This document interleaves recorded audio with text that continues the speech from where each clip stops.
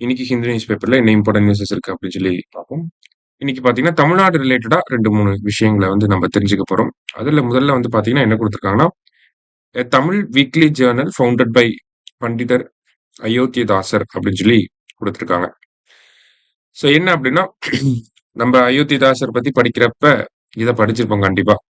ஒரு பைசா தமிழன் அப்படிங்கிற ஒரு பத்திரிகைய 1907ஆம் ஆண்டு அவர் தொடங்குறார். இங்க குடுத்துருக்காங்க. ஜூன் 1907ல வந்து தொடங்கியிருக்காரு நம்ம ஆளுங்க. இப்பல்லாம் மந்த்தையும் கேட்க ஆரம்பிச்சுட்டாங்க. அதனால ஜூன் 1907 அப்படின்னு சொல்லி படிச்சு வச்சுக்கணும். சரியா? ஒரு பைசா தமிழன் 1907ல இருந்து அவரு இறந்து போற வரைக்கும் 1914 வரைக்கும் அத நடத்தி இருப்பாரு அப்படிங்கிறத நம்ம படிச்சிருக்கோம். ஸோ இங்க அடிஷனலா ஒரு சில விஷயங்கள குடுத்துருக்காங்க. ஸோ ஃபர்ஸ்ட் திங் ஜூன் 1907 மெட்ராஸ்ல இருக்கக்கூடிய ராயப்பேட்டை அப்படிங்கிற அந்த பகுதியில இருந்து தான் அவரு ஒரு பைசா தமிழன பப்ளிஷ் பண்ண ஆரம்பிச்சிருக்காரு. அதுக்கு ஏன் ஒரு பைசா தமிழன்னு பேர் வச்சிருந்தாங்கன்னா, அந்த அந்த மேகசினோட வீக்லி மேகசினோட பிரைஸே வந்து பார்த்தீங்கன்னா, 1 பைசா தான். அதுக்கப்புறமா 1908ல தான் என்ன பண்ணியிருப்பாருன்னா, அந்த 1 பைசா தமிழன் அப்படிங்கிறத தமிழன், வெறும் தமிழன் அப்படின்னு சொல்லி 1908ல ரீநேம் பண்ணியிருப்பாங்க. சரியா? ஸோ இந்த பத்திரிக்கை ஒவ்வொரு வாரமும் புதன்கிழமை வந்து ரிலீஸ் பண்ணியிருக்காங்க. ஒரு 4 பக்கங்கள் கொண்ட ஒரு வீக்லி ஜர்னலா இருந்திருக்கு. ஒரு மேகசின் மாரி. சரியா? இதன் மூலியமா அவர் சோசியல் ரிஃபார்ம்ஸ் எல்லாம் வந்து சொன்னாரு அப்படிங்கிறத குடுத்துருக்காங்க. அது பேசிக்கா நமக்கு தெரிஞ்சது தான். இதுல ஒரு பைசா தமிழன் அப்படிங்கிறத ஃபர்ஸ்ட் யாரு கொண்டு வந்தாங்கன்னா, பண்டிதர் அயோத்திதாசர் வந்து கொண்டு வந்திருக்காரு. First point.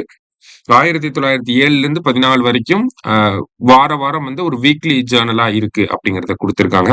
எங்க இருந்து இத பப்ளிஷ் பண்றாருன்னா, மெட்ராஸ்ல இருக்கக்கூடிய ராயப்பேட்டையில இருந்து பப்ளிஷ் பண்றாரு. எவ்ரி வெட்னஸ்டே இத பப்ளிஷ் பண்றாரு.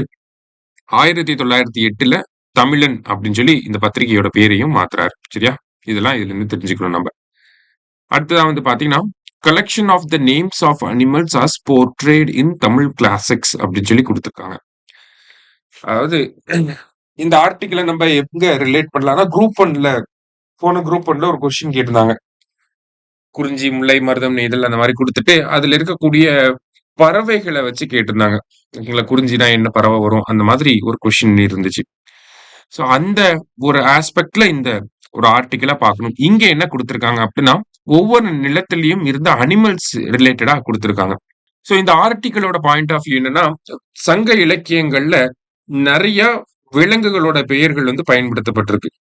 மான் அப்படிங்கிற ஒரு நம்ப போட்டோ குடுத்திருக்காங்க இல்லையா? மான் அப்படிங்கிற நம்ம மானுன்னு சொல்றோம். ஒரு பேர் தான் நமக்கு தெரியும். ஆனா மான் அப்படிங்கிற இந்த ஒரு விலங்குக்கு 38 விதங்கள்ல பெயர்கள் இருந்திருக்கு. இந்த மாரி ஒவ்வொரு விலங்குகளுக்கும் நெறைய பெயர்கள் வந்து இருந்திருக்கு அப்படிங்கிறத தஞ்சை பல்கலைக்கழகத்தைச் சேர்ந்த ஒரு பேராசிரியர் வந்து அத ஒரு புக்கா வந்து வெளியிட்டிருக்கிறாரு. ஓகேங்களா? செவ்விலக்கியங்களில் விலங்கு சொற்கள் அப்படிங்கிற ஒரு புத்தகமா அத வெளியிட்டிருக்கிறாரு. சோ அதுல இருந்து ஒரு சில முக்கியமான பாயிண்ட்ஸ இங்க நம்ம பார்க்க போறோம். ஓகேவா? சோ முதல்ல இந்த படம் வந்து பார்த்தீங்கன்னா, ஒரு ஃபேமஸான பிக்சர். "ஐந்திணை 50" அப்படிங்கிற ஒரு சங்க இலக்கிய பாடல் வந்து இருக்கு. அந்த "ஐந்திணை 50" அப்படிங்கிறது பாலை நிலத்த பத்தி பேசக்கூடிய ஒரு பாடல்.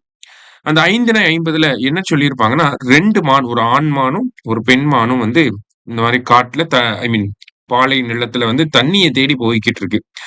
அப்ப சின்னதா ஒரு இடத்துல வந்து தண்ணி இந்த மாரி கிடைச்சிருக்கு. கிடைச்சப்ப ஆண்மான், பெண்மான் 2 பேருமே வந்து தண்ணி தாகத்துல இருக்காங்க. ஆனா, அதுல இருக்கக்கூடிய தண்ணி வந்து பாத்தீங்கன்னா, ஒருத்தர் குடிக்கிற அளவுக்கு தான் தண்ணி இருக்கு. அதனால 2 பேருமே குனிஞ்சு பிரிட்டண்ட் பண்றாங்க தண்ணி குடிக்கிற மாரி. ஆனா 2 பேருமே அந்த 2 மானுமே தண்ணி குடிக்கல. ஓகேவா? இத வந்து லவ்வுக்கான ஒரு ஒரு உவமையா 5னை 50ல வந்து சொல்ல வர்றாங்க. ஓகேவா? ஸோ அதிலிருந்து தான் இந்த ஆர்டிகிள் அப்படிங்கிறது டெவலப் ஆகுது. இதுல எதுக்கு நம்ப இதை எதுக்காக பார்க்கிறோம் அப்படின்னா, 5னை 50 அப்படிங்கிறது பாலை நிலத்த பேஸ் பண்ணி வந்த ஒரு பாடல் அப்படிங்கிறத இதிலிருந்து நீங்க தெரிஞ்சுக்கணும். சரியா? அடுத்ததா பார்த்தீங்கன்னா, இங்க ஒரு ஃபேக்ட் குடுத்திருக்காங்க. எல்லாமே ஃபேக்ட்டா மட்டும் தான் பார்க்க போறோம். குறிஞ்சி பாட்டுல வந்து 99 வகையான மலர்கள பத்தி பேசியிருக்காங்க அப்படின்னு சொல்லி குடுத்திருக்காங்க. இது எல்லாமே தமிழ் சொசைட்டி பாயிண்ட் ஆஃப் வியூல நம்ம கொஞ்சம் பார்த்து வச்சுக்கலாம். ஓகேவா? குறிஞ்சி பாட்டுல வந்து 99 வகையான மலர்கள பத்தி பேசியிருக்காங்க அப்படிங்கிறத குடுத்திருக்காங்க. அடுத்ததா ஒவ்வொரு நிலத்துக்கும் இருக்கக்கூடிய விலங்குகள பார்க்கிறப்ப, elephant, tiger, bear and lion இது எல்லாமே குறிஞ்சி நிலத்த சேர்ந்த விலங்குகளாக குடுத்திருக்காங்க.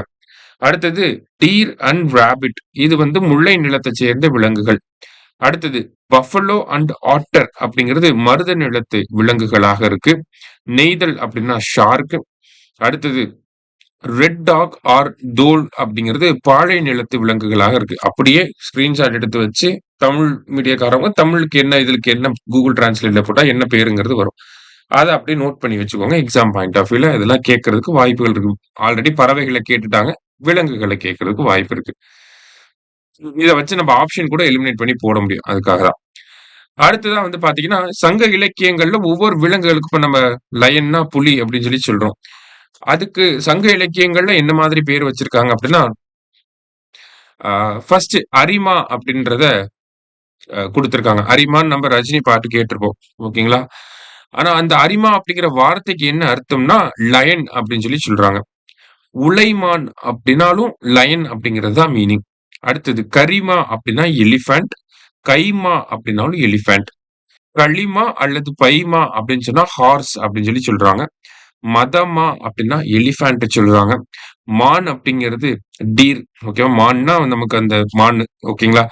கலைமான், நல்மான், பைமான், ஆ முழவுமான் இந்த மாதிரியான பெயர்கள்லாம் வந்து பாத்தீங்கன்னா, ஹார்ஸுக்கு வந்து பயன்படுத்தியிருக்காங்க. ஓகேவா? இதையும் ஸ்கிரீன்ஷாட் எடுத்து வச்சுக்கோங்க. ரிப்பீட்டடா படிக்கிறப்ப ஞாபகம் வச்சுக்கலாம். சரியா? ஸோ இந்த மாதிரி எப்படிலாம் வந்து நேம்ஸ வந்து யூஸ் பண்ணியிருக்காங்க அப்படிங்கிறத தான் இங்க குடுத்திருந்தாங்க. கண்டிப்பா எக்ஸாம் பாயிண்ட் ஆஃப் வியூல முக்கியமான விஷயம் தான். அதே மாரி அயோத்திதாசர் பத்தி பார்த்த விஷயங்களும் முக்கியமான எக்ஸாம் பாயிண்ட் ஆஃப் வியூல தேவைப்படக்கூடிய விஷயங்கள். சரியா? ஸோ இன்னைக்கு நியூஸ் பேப்பர்ல இதெல்லாம் தான் முக்கியமா இருந்துச்சு. நன்றி.